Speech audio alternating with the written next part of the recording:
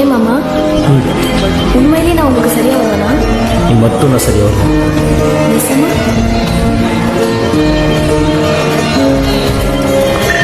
என் மேல சத்தியம்.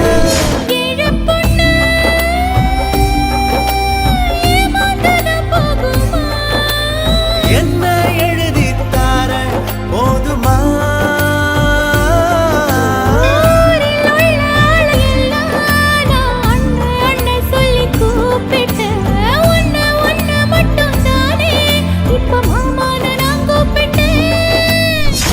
ஆண்டிப்பட்டி கனவா காத்து ஆள் தூக்குதே, ஐத்த பொண்ணு என்ன தாக்குதே.